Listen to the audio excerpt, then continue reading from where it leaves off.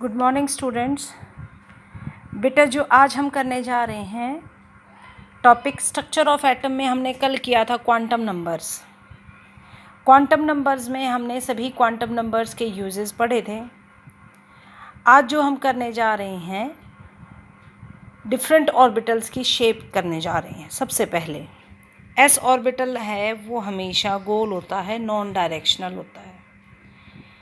P जो orbital होता है आपका डंबल शेप होता है और उसकी शेप होगी ये एक्स एक्सिस पे यदि ये ऐसे है, ये वाई है तो इसे कहेंगे पी एक्स।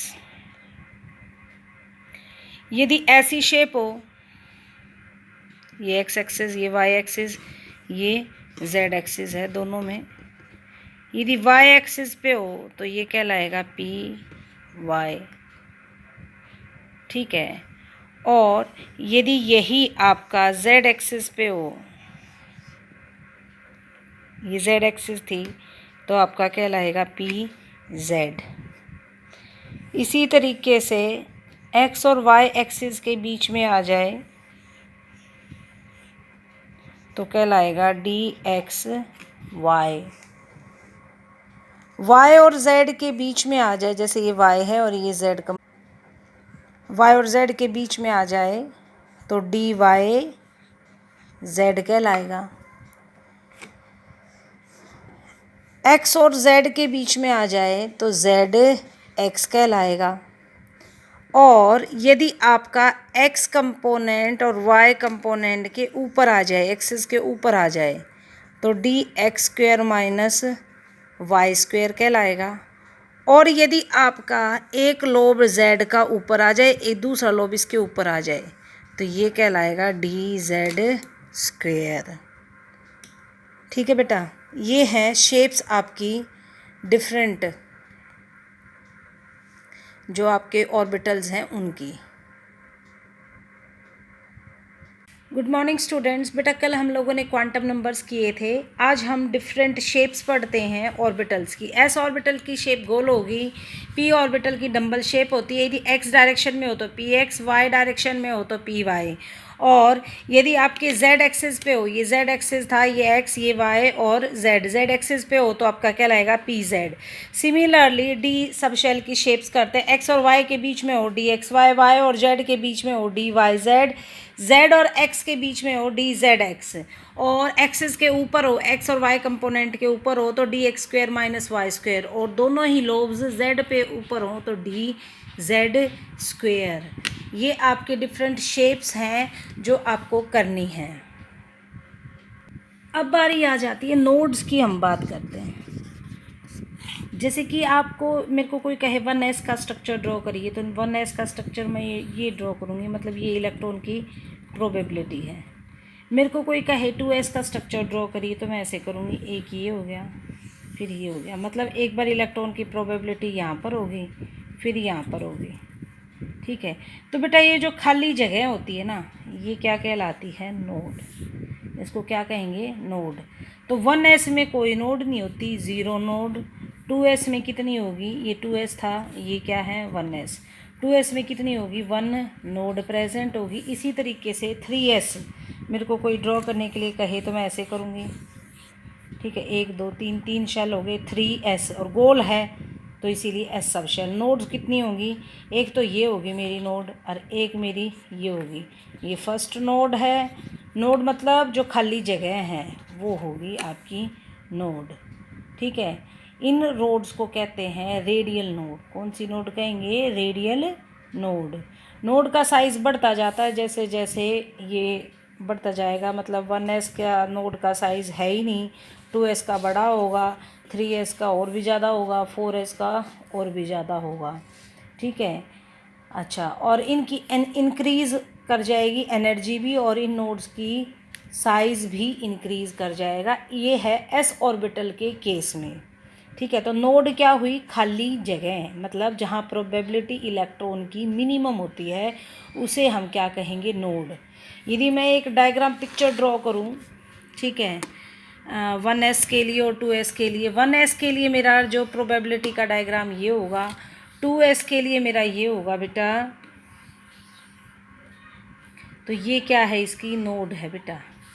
ऐसे नहीं होगा, ये ऐसे होगा, ठीक है। ये 2s के लिए नोड है। और आपका यदि मेरे को कोई कहे 3s के लिए ड्रॉ करो तो मैं ये करूँगी। ये जो खाली जहाँ प्रोबेबिलिटी इलेक्ट्रॉन की मिनिमम है उसे क्या कहते हैं, हम नोड कहते हैं, ठीक है। तो नोड का डायग्राम करो तो कर लेना, ना करो तो भी। नेक्स्ट हम करते हैं p ऑर्बिटल्स के अंदर रेडियल नोड्स और एंगुलर नोड्स। बेटा एक ये p ऑर्बिटल है, तो ये जो प्लेन में इसके जाएगा, ठीक है, ये आपकी कहलाएगी एंगुलर नोड या प्लेनर नोड। तो कैसा भी p ऑर्बिटल हो, चाहे बड़ा हो चाहे छोटा हो, चाहे 2p हो चाहे 3p हो चाहे 4p हो, उसमें जो एंगुलर नोड है वो एक ही होती है बेटा। जैसे मेरे को कोई 2p का स्ट्रक्चर ड्रॉ करे तो ऐसे करूँगी मैं, कोई मेरे को 3p का स्ट्रक्चर ड्रॉ करने के लिए कहे तो मैं बस ये साइज़ बढ़ा दूँगी,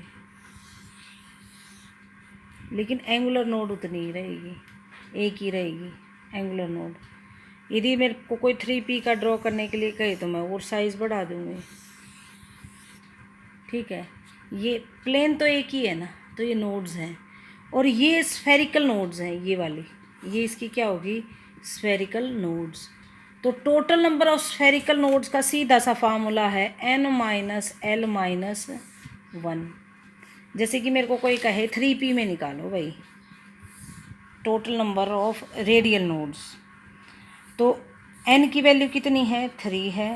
l कितना है मेरा बेटा, p के लिए क्या होता है, 1 होता है, -1, तो 3 - 2 यानी कि सिर्फ एक आपकी क्या आ जाएगी, रेडियल नोड आएगी, ठीक है। और एंगुलर नोड हमेशा आपकी 3p में क्या रहेगी, l की वैल्यू क्या है, 1 है, तो एंगुलर नोड तो आपकी 1 रहेगी। रेडियल नोड क्या हो जाएगी आपकी, n-l-1। तो आप सीधा सा फार्मूला याद करिए डिफरेंट नोड्स निकालने का, वो ये है। सबसे पहला है रेडियल नोड्स। रेडियल नोड्स निकालने का फार्मूला है n-l-1। और एंगुलर नोड्स निकालने का फार्मूला हुआ l। और टोटल नंबर ऑफ नोड्स निकालने का, क्योंकि दोनों को जोड़ोगे ना टोटल नंबर नोड, तो l से l कट जाएगा। टोटल नंबर ऑफ नोड्स निकालने का फार्मूला n-1। एग्जाम्पल, मेरे को कोई कहे 4p में निकालो, तो 4p के लिए n की वैल्यू क्या है, 4, और l की वैल्यू क्या होगी, 1। तो रेडियल नोड्स निकालते हैं n-l-1, तो आपका क्या हो जाएगा, 4 - 1 - 1, तो 4 - 2 यानी कि 2। और आपकी एंगुलर नोड्स कितनी होती हैं, l के बराबर होती है, और l की वैल्यू क्या है, 1 है, तो ये होगी आपकी एंगुलर नोड्स, और ये होगी आपकी रेडियल नोड्स। और टोटल नंबर ऑफ नोड्स निकालने का फार्मूला n-1 यानी कि 4 - 1 यानी कि 3। टोटल नोड्स निकालने का फार्मूला, इस तरीके से हम इनको करेंगे। नोड्स ऐसे फाइंड आउट की जाती हैं। नेक्स्ट आता है बेटा आपका how to write down the electronic configuration. बेटा जो फर्स्ट शेल होता है उसका एक ही सब शेल होता है और वो है s।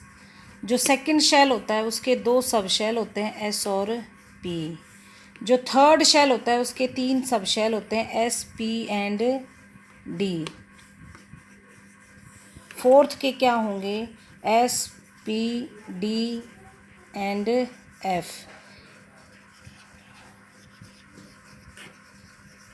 इसी तरीके से आपका एक एक फिर कम करते जाना,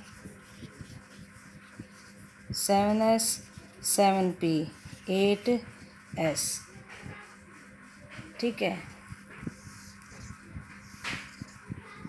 ऊपर से नीचे ये आपके आने चाहिए, ड्रॉ करते हुए बनना चाहिए, ठीक है। इसको कहते हैं एनर्जी लेवल डायग्राम। आप पहले इसे ड्रॉ करना सीखिए, तभी आगे का काम करवाया जाएगा। एनर्जी लेवल डायग्राम पहले इतना करना, उसके बाद में हम आगे करेंगे।